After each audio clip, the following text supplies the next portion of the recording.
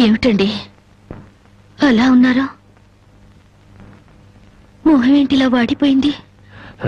ఏం లేదు జానకి. మీరు మనసులో ఏదో బాధపడుతున్నారు, నాతో చెప్పరా? జానకి, ఎవరిని పరిమమని అడిగినా ఎగతాళి చేసి మాట్లాడుతున్నారు.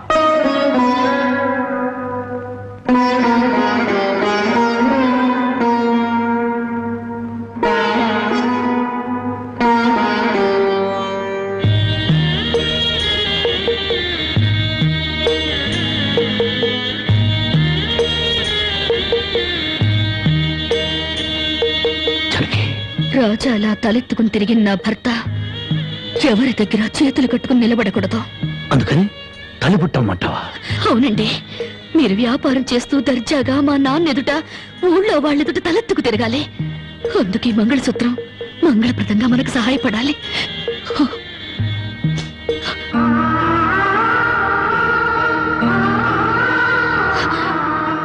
ఏమండి, మీరు కంట తడి పెడుతున్నారా? కాదు జానకి, కట్టుకున్న దాని పాదాల మీద కన్నీళ్ల పులుసలుతున్నాను. నేను పేదవాణ్ణి కాదు. నువ్వు నా పక్కనున్నంతకాలం, నువ్వు నాతో నడిచినంత కాలం నేను కోటీశ్వరుడే. దేవుళ్లకు భార్యలుగా దేవతలు దొరుకుతారంటారు, కానీ ఈ మనిషికి భార్యగా దేవత దొరికింది. అంత మాట అనకండి, వెళ్ళిరండి. వచ్చేటప్పుడు పాపకి పాల డబ్బా, బామ్మకి మందులు తీసుకురండి.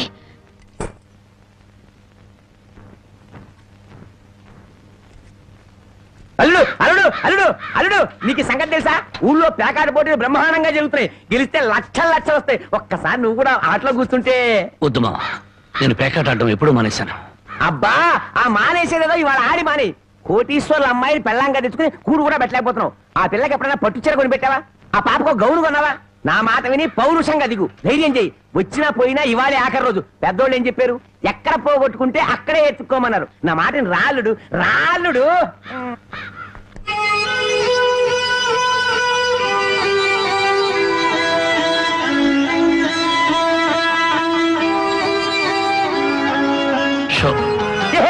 నేను చెప్పలేదు రాళ్ళుడు, ఇవాళ గెలుపు నీదే.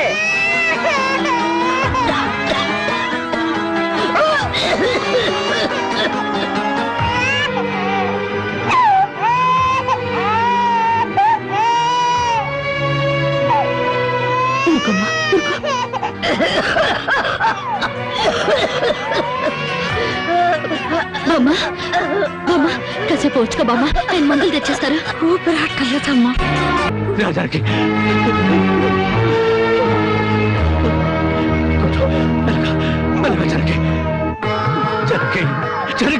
ఒకసారి బిడ్డను చూడు జానకి. నువ్వు లేకపోతే బిడ్డ దిక్కులేంది అయిపోతుంది. నేను లేకపోయినా పర్వాలేదు, కానీ బిడ్డకు నువ్వు కావాలి. నీకు ఇష్టం లేకపోతే నేను శాశ్వతంగా దూరం అయిపోతాను. కానీ నువ్వు చావడానికి వీలేదు, నువ్వు చావడానికి వీలేదు జానకి. కానీ నువ్వు మాకు కావాలి, మాకు నువ్వు కావాలి. నువ్వు లేకపోతే నేను బ్రతకలేదు జానకి, నేను బ్రతకలేదు.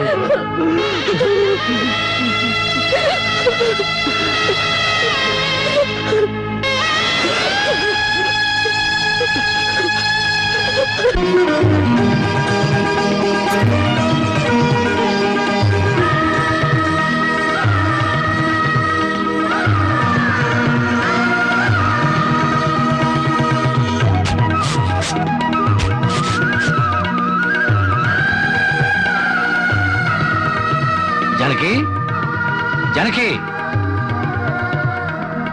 ఎక్కడవండి ఇవన్నీ? ఎక్కడేంటి, కష్టపడి పనిచేసి తీసుకొచ్చాను.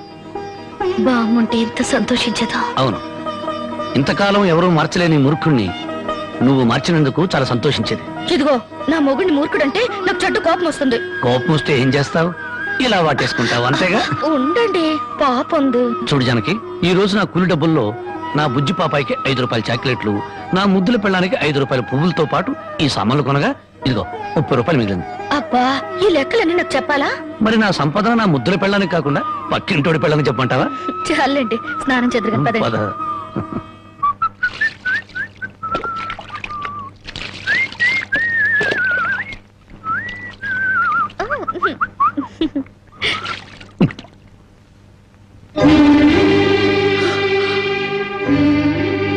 ఏంటండి ఇలా కవిలిపోయింది? ఏ లేదు జానకి, కొత్తగా మూటలు మోయడం కదా, 4 రోజులు పోతే అదే సర్దుకుంటుంది. నువ్వు సోపు రుద్దు. ఇప్పుడు రాజకుమారులా ఉంటే మీరు నా కోసం కూలి వాళ్ళ మూటలు మోస్తున్నారు. జానకి, మహారాణిలా ఉండే నువ్వు నా కోసం వస్త్రం లేదు, దాని ముందు ఇదంతా. మనం తలెత్తుకుని బ్రతకడం కోసం తలదించుకుని మూటలు మోయడంలో తప్పులేదు జానకి.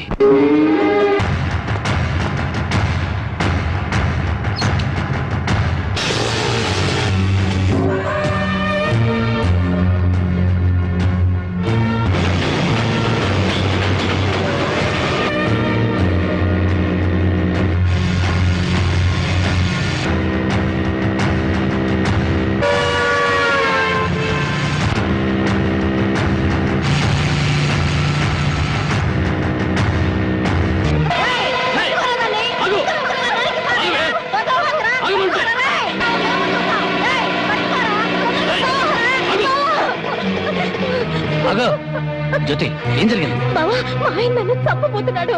ఏమండి, ఏం చేసిందని ఈ అమ్మాయిని చంపుతున్నారు? ఏం చేసిందా?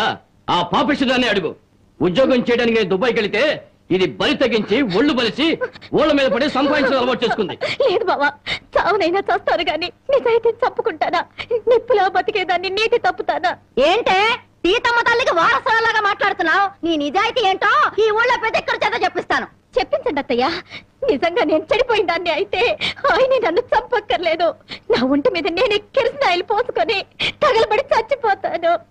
నువ్వు ఊరుకోమా, వీళ్ళ మాటలకేంటి? చూడరాం బాబు, ఏడాది నుండి దుబాయ్ నుంచి ఈయన డబ్బు పంపకపోయినా ఆ అమ్మాయి ఎంత నీతిగా బతికిందో ఆ ఊరి పెద్ద నాకు తెలుసు. ఏంటయ్యా దాని గురించి నువ్వు తెలుసుకున్న నీతి? ఏడాది నుంచి నా కొడుకు డబ్బు పంపకపోతే మెళ్ళ గొలుసు చెవులు కారింగులు ఎవడి పక్కన పడుకొని సంపాదించిందో చెప్పు. అతను నేను చెప్తాను. దుబాయ్ లో ఉన్న నీ కొడుకు సంపాదన పెరిగేసరికి బాగా డబ్బున్న అమ్మాయితో 2వ పెళ్లి చేయాలన్న దుర్బుద్ధితో నీ కొడుక్కి లేనిపోని ఉత్తరాలు రాసి జ్యోతి మీద అనుమానాలు తెప్పించావు. ఆ అనుమానంతో నువ్వు డబ్బు పంపకపోయేసరికి 10 మందిలో నీ పరువు పోతుందని రాత్రిపూట మా ఊరుచి కూలి పని చేసి కడుపుకు తిండి కూడా సరిగ్గా తినకుండా డబ్బు దాచిపెట్టి గిల్టి నగలు వేసుకుంది. ఏంటి బాబు, రాత్రిపూట కూలి పని చేసుకుని వెళ్ళేదా? నీ ఒక్కడితోనే చేసేదా ఇంకెవరితో అయినా చేసేదా? మళ్ళీ ఆ కోత కూసామంటే పళ్ళు నలగొడతాను. జ్యోతి నా తోబుట్టు కన్నా ఎక్కువగా ప్రేమించే ఆత్మీయురాలు. చూడు, ఆడది తప్పు చేయాలని నిర్ణయించుకుంటే ఆమెను 7 సముద్రాల అవతల కట్టి పడవేసిన కట్లు తెంచుకుని వచ్చి తప్పు చేస్తుంది. కానీ ఇతనే నా భర్తాన్ని నమ్మిన ఆడది ఎంతటి మహారాజు వచ్చినా సరే కన్నెత్తు కూడా చూడదు. తను కట్టెల్లో కాలిపోయేంత వరకు భర్త అడుగుజాడల్లో నడవాలని చూస్తుంది. తన భర్త ఊళ్ళో ఉంటే అతనితో కాపురం చేస్తుంది. అతను ఊరు వదిలి వెళితే అతని జ్ఞాపకాలతో కాపురం చేస్తుంది. అదేరా భార్య అంటే. ఒరేయ్, అమ్మ చెప్పింది అబ్బ చెప్పాడని పెళ్ళాం మీద అనుమానం పడ్డం కాదురా. నువ్వు చస్తే నీ తల్లి, తండ్రి, అక్క, అన్న అనే శవం మీద పడి ఒకే ఒక రోజు ఏడ్చి కర్మకాండలు తిరగానే ఎవరి దారిని వాళ్ళు వెళ్ళిపోతారు. కానీ మొగుడు చనిపోయిన నిమిషం నుండి అన్ని సుఖాలను తన భర్త శవంతో పాటు పూడ్చిపెట్టి తను గట్టిగా మారే వరకు భర్తనే తలుచుకుంటూ ఉండే ఒకే ఒక జీవిరా భార్య అంటే. మగాళ్ళకి మనసు మారుతుంది గానీ ఆడవాళ్ళకు కాదురా. భార్య గుడ్డిపోతురాలని చెప్పి ఎందరో మగాళ్ళు 2వ పెళ్లి చేసుకుంటున్నారు. కానీ ఏ భార్య అయినా మొగుడు బిడ్డను పుట్టించలేకపోయాడని చెప్పి 2వ పెళ్లి చేసుకోవడం ఎక్కడైనా విన్నావంటరా? అదేరా భార్య అంటే.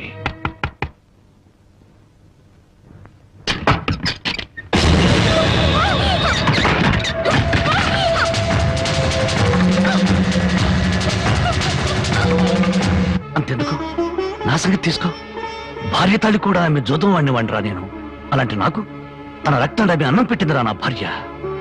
చివరకు ప్రాణాలు తీసుకునేనా సరే నన్ను కాపాడాలనుకుంది. ఆ దేవత సాక్షిగా చెప్తున్నాను, నా మట్టమ్మ జ్యోతి అమాయకురాలు.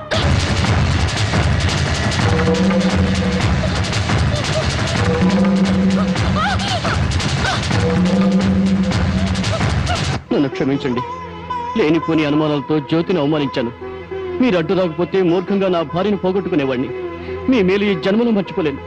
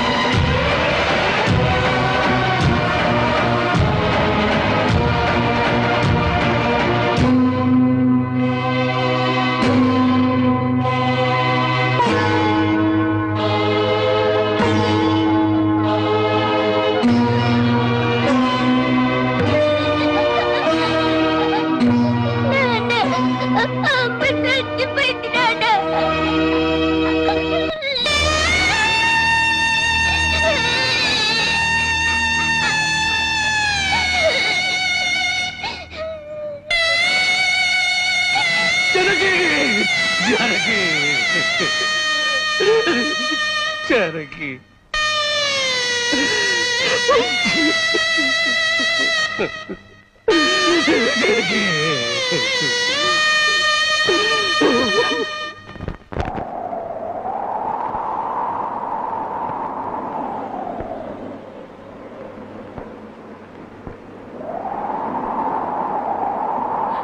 నా కంటి వెలుగు దూరం అయిపోయింది. నా కష్టాల్లో, సుఖాల్లో, బాధల్లో, బాధ్యతల్లో నాకు తోడుగా నిలబడి నన్ను మనిషిగా నిలబెట్టిన దేవత అందరంతా ఎత్తుకెదిగిపోయింది. అందుకోలేనంత దూరం చేరుకుంది. ఆమె చివరి మాటకు, చివరి చూపు కూడా నోచుకోలేని దురదృష్టవంతుడయ్యాను. ఇప్పుడు చెప్పు, గృహలక్ష్మిలా నా గడపలో అడుగుపెట్టిన నా ప్రాణ ఇల్లాల్ని నేను చంపుకుంటానా? నా జీవితంలో చీకటిని చంపి వెలుగును పంచిన నా ప్రాణదీపాన్ని నేనే ఆర్పేసుకుంటానా? మీ నాన్న కోట్ల ఆస్తి ఆశ చూపించరా? నా భర్తే నా దైవం, నా భర్తే నా ప్రాణమును నన్నే అంటి పెట్టుకుని నేను పోసే గంజినీళ్లే పంచపక్ష ప్రమాణాలుగా భావించిన మీ అక్కను నేను చంపుకుంటానా? మరి మా నాన్న అలా చెప్పాడే. మీ నాన్న పశువు పారాణతో కూతుర్ని అత్తవారింటికి పంపించాల్సిన మీ నాన్న వాడి మీద పడుకోబెట్టిన కూతురి శవాన్ని చూడడానికి కూడా రాలేదు. పట్టుదల పంతాలతో కూతుర్ని సాధించాలనుకున్నాడే గాని కట్టుకున్న వాడి చేత కురవి పెట్టించుకుని తన ప్రేమను నిరూపించుకున్న సగటు ఇల్లాలి పౌరుషాన్ని మర్చిపోయిన దుర్మార్గుడి మీ నాన్న. అటువంటి వాడి మొహం ఒక్కసారి చూస్తే పంచమహాపాతకాలు చుట్టుకుంటాయి. అంత మాట అనొద్దు. నువ్వెందుకు వచ్చావు? క్షమించు బాబు. నా కూతురు నీతో కాపురం చేస్తూ ఆత్మహత్య చేసుకోవాలని ప్రయత్నించనని తెలుసుకున్నాను. అందుకే దాని చావుకు కారణం నువ్వేనని అనుమానించాను, ద్వేషించాను. కానీ నువ్వు చెప్పే వరకు నిజం నాకు తెలియదు బాబు. తెలియకుండా నేను అనుమానించినందుకు నన్ను క్షమించు బాబు. మరి నా బిడ్డ చావుకు కారణం ఇంకెవరా? పావుకు పాలు పోసి పెంచినట్టు పెంచావే నీ మేనలుడు. వాడే మా బ్రతుకుల్లో విషం కెక్కడని నా అనుమానం. నా మేనలుడా? అవును. వాడిని జైలుకు పంపావని నా మీద, వాడికి దక్కలేదని నీ కూతురు జనకి మీద కచ్చికట్టి ఉంటాడు. అందుకే వెతుకుతున్నాను. నా అనుమానమే నిజమై వాడే నా తల్లిని చంపింది నాన్నని నా కూతురు వెలితో చూపించిన క్షణాన వాడు బ్రతకడు. వాడిని ముక్కలు ముక్కలుగా చేసి నా జనకి సమాధి మీద చల్లుతాను. బాబు, ఇంకా ఎందుకు ఈ పగలు ప్రతీకారాలు? ఇప్పటికే పసిపిల్ల తల్లి వేడిదయింది. నువ్వు కూడా జైలుకెళ్ళి తిరిగి దూరం అయిపోతావా? క్షమించండి. ఈ ఆవేశమే నన్ను ఇప్పటిదాకా బ్రతికించింది. ఈ ప్రతీకారమే నన్ను నడిపిస్తోంది. నా జానకిని బలిగున్న ఆ దుర్మార్గుడు చావు కల్లారా చూసేదాకా ఈ నడక ఆగదు. ఏమిట్లా నువ్వు చెప్పేది? మామాలుడు ఇద్దరు ఒకటైపోయారన్నమాట. ఇప్పటికే ఆలస్యం అయిపోయింది. రేపు మన ఊళ్ళో జరగబోయే జాతరలో ఆ రాంబాబు గారు నా కోసం తప్పకుండా వెతుకుతాడు. అక్కడ జాతరలోని అమ్మోరికి బలిచ్చేది మేకల్ని, పోతుల్ని కాదు, ఆ రాంబాబు గాడిని, వాడి కూతుర్ని.